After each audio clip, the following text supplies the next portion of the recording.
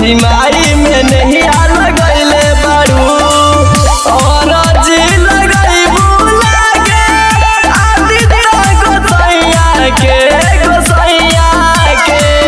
चले बलमुआ कोसिया भरे के बा पटना के घाट पर छठी मैया के।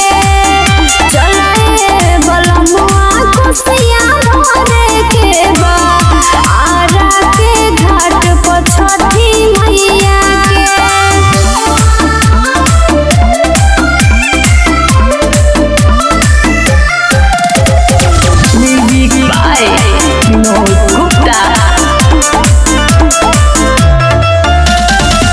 कैसे के चली धनी कर विचार हो बाड़वा में डूब गइल घरवा दुआर हो। चला ना घाट पिया जी लगई हो छठी माई से अपन दुखवा सुनई हो।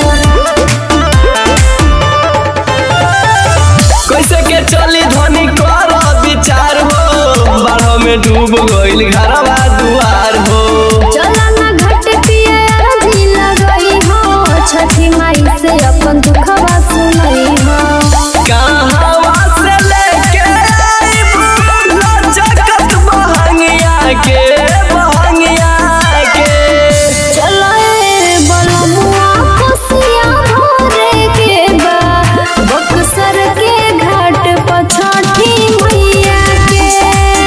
चले बलमुआ कोसिया भरे के बा ससरम के घाट पर छठी मैया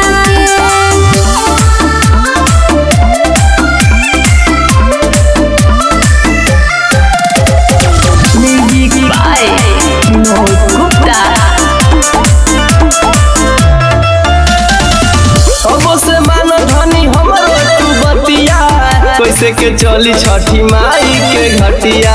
पियरी पहिरियल से घाट को जाई हो छठी माई से अपन दुखवा सुनई हो।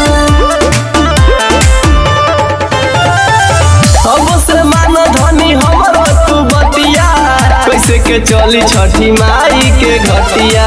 पियरी